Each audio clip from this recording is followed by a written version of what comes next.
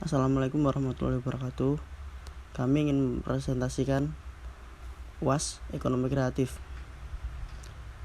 dengan tema Era Ekonomi Kreatif 4.0 menuju 5.0. Dan perkenalan kelompok kami, Muhammad Bashar Ramadhani, Dio Satriawan, dan Hana Khairunisa. Baiklah, di sini saya akan menjelaskan apa itu revolusi industri 4.0 dan society 5.0. Konsep revolusi yang dicetuskan di Jepang lebih mendorong terhadap peranan manusia dalam mengatasi paradigma dari kemajuan revolusi 4.0.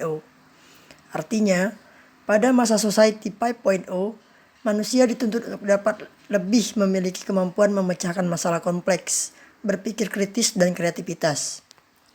Ketersediaan teknologi tinggi, tren otomasi, dan pertukaran data massa revolusi industri 4.0 seperti cyber fisik, Internet of Things atau IoT, komputasi awan, komputasi kognitif beriringan terhadap dampak kehidupan manusia di seluruh dunia jadi penuh gejolak, ketidakpastian, kompleksitas, dan ambiguitas. Maka dengan kehadiran 5.0 dapat menjadi solusi akan hal-hal yang telah saya sebutkan sebelumnya. Bukan malah menyaingi apa yang sudah ada sebelumnya di masa revolusi industri 4.0. Prinsipnya, mendasarkan pada peranan manusia itu sendiri, bersama teknologi yang sudah tercipta.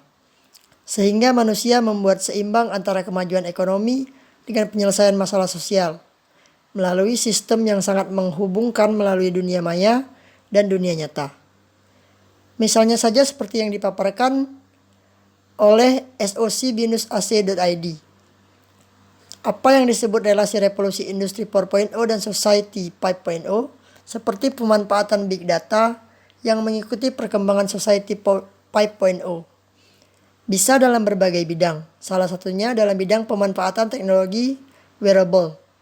Wearable biasa digunakan untuk membantu aktivitas komunikasi dan navigasi.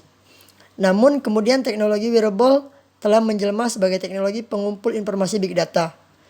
Oleh peneliti Universitas Gadjah Mada UGM Daniel Oscar, teknologi wearable jadi teknologi berkembang seperti Google Glass dan smartphone, yaitu Quick Disaster, Weber, Relief, dan Stress Rate.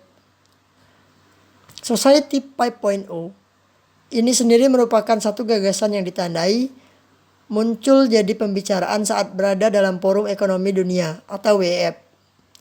Pada awal Januari 2019 lalu di Davos, Swiss, menurut Perdana Menteri Jepang, Shinzo Abe mengatakan bahwa konsep revolusi industri 4.0 dan society 5.0 tidak memiliki perbedaan yang jauh, yaitu revolusi industri 4.0 menggunakan kecerdasan buatan atau artificial intelligence, sedangkan society 5.0 memfokuskan kepada komponen manusianya.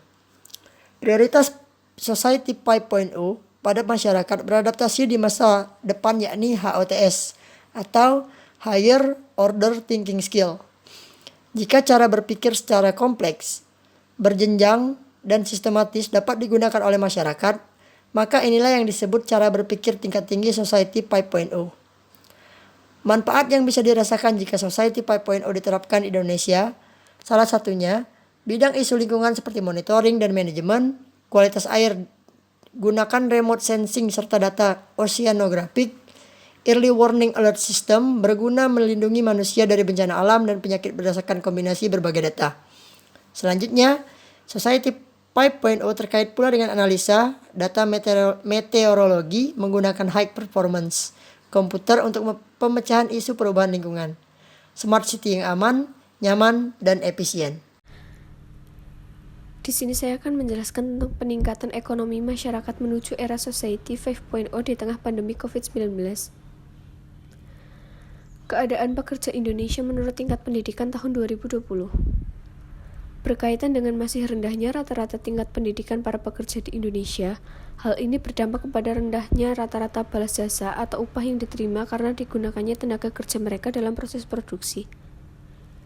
Informasi dari Federasi Serikat Pekerja atau FSPLEM 2016, Indonesia pada tahun 2016 menempati peringkat ke-8. Singapura adalah negara di kawasan Asia Tenggara dengan upah rata-rata pekerja per bulan paling tinggi, yaitu sebesar 35,8 juta, disusul Brunei Darussalam dengan upah rata-rata per bulan sebesar 16,26 juta per bulan. Diikuti Malaysia dengan rata-rata upah pekerja per bulan sebesar 11,87 juta. Upah pekerja Indonesia hanya lebih besar dibandingkan dengan Kamboja dan Laos. Salah satu faktor utama yang membuat peringkat upah kerja per bulan berada di tingkat 8 di Asia Tenggara adalah banyaknya jumlah pekerja di Indonesia yang memiliki tingkat pendidikan relatif rendah. Jumlah pekerja Indonesia dengan tingkat pendidikan dari mulai tidak sekolah sampai dengan tamat SMA, jumlahnya mayoritas yaitu 79,63%. Sedangkan sisanya yaitu pekerja dengan tingkat pendidikan diploma dan universitas, jumlahnya mencapai 20,37%. Rendahnya upah pekerja dengan pendidikan tidak sekolah sampai dengan jenjang SMA sederajat ditunjukkan dengan rata-rata upah per bulan sebesar 1.051.160 untuk pekerja tidak sekolah sampai dengan upah per bulan sebesar 2.567.520 rupiah. Di sisi lain, besarnya upah pekerja dengan pendidikan diploma dan universitas masing-masing Rp3.550.893 dan Rp4.221.848 tidak mampu meningkatkan rata-rata upah pekerja secara keseluruhan karena persentase jumlah pekerja diploma dan universitas yang relatif sedikit serta tingkat upah rata-rata di kelompok ini yang tidak terlalu tinggi. Di sini saya menjelaskan ekonomi kreatif masa depan Indonesia. Gelombang revolusi industri 4.0 telah membawa perubahan fundamental pada berbagai tatanan kehidupan global, ditandai dengan semakin berkembangnya kreativitas dan inovasi dengan pemanfaatan teknologi informasi yang mendisrupsi berbagai sendi kehidupan global, termasuk persaingan dalam bidang ekonomi. Hal yang paling dapat dilihat adalah dari perkembangan Artificial Intelligence atau AI, Internet of Things, Human-Machine Interface, dan merebaknya fenomena sharing ekonomi menjadikan kreativitas dan inovasi sebagai garda terdepan memenangkan persaingan ekonomi global. Era revolusi industri 4.0 menjadikan ekonomi kreatif menjadi salah satu isu strategis yang layak mendapatkan utamakan sebagai pilihan strategi memenangkan persaingan global, ditandai dengan terus dilakukannya inovasi dan kreativitas guna meningkatkan nilai tambah ekonomi melalui kapitalis ide kreatif. Ekonomi kreatif sendiri mulai dikenal luas sejak munculnya buku The Creative Economy, How People Make Money from Ideas yang ditulis oleh John Hawkins. Istilah ekonomi kreatif dimunculkan Hawkins ketika melihat ada gelombang ekonomi baru yang melanda Amerika Serikat. Gelombang ekonomi baru itu dicirikan dengan aktivitas ekonomi berbasis ide, gagasan, dan kreativitas. Ekonomi kreatif dapat dikatakan sebagai konsep ekonomi di era ekonomi baru yang mengintensifikan informasi dan kreativitas dengan mengandalkan ide dan stock of knowledge dari sumber daya manusia atau disebut SDM sebagai faktor produksi utama dalam kegiatan ekonominya. Ekonomi kreatif dengan turunan 16 sektornya di antara lain fasih, seni, kuliner, desain produk, game online, film, animasi, dan lainnya layak menjadi pilihan strategi untuk terus tumbuh kembangkan. Ekonomi kreatif yang dikendalikan oleh hukum kekayaan intelektual seperti paten, hak cipta, merek, royalti, dan desain. Ekonomi kreatif akan menjadi lokomotif pertumbuhan ekonomi baru dunia. Momentum WWCI. Bangsa Indonesia dapat menjadikan forum WWCI atau The World Conference of Creative Economy sebagai momentum memacu tumbuh kembang ekonomi kreatif di tanah air. Dengan keragamaan budaya dan bonus demografi yang dimiliki, perlu terus dikembangkan jejaring antara pelaku ekonomi kreatif lokal dan global. Keunikan budaya, seni kuliner, dan kerajinan serta peran kaum muda Indonesia dalam mengembangkan berbagai startup bisnis dapat menjadikan kekuatan yang amat dahsyat bila dikapitalisasi guna menjawab permasalahan ketimpangan ekonomi dan kesejahteraan. Bagi Indonesia, ekonomi kreatif sudah selayaknya menjadi andalan pertumbuhan ekonomi melihat begitu besar potensi yang dimiliki.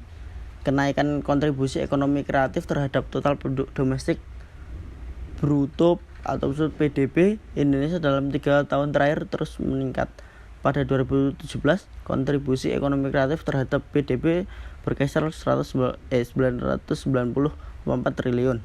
Angka tersebut mengalami kenaikan dari tahun 2016 yang sebesar 894,6 triliun dan naik dari 2015 yang sebesar 852 triliun. Sektor ini pada 2017 juga mampu menyediakan lapangan pekerjaan bagi 16,4 juta orang, naik dibandingkan tahun 2015 sebanyak 16,2 juta dan 16,96 juta pekerja tahun 2015.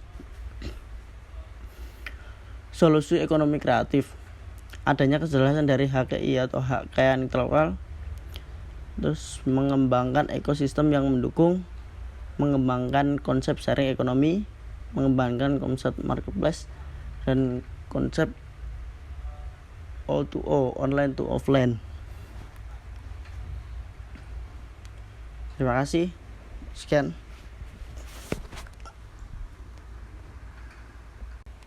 Demikian penjelasan yang dapat kami sampaikan. Kurang lebihnya kami mohon maaf.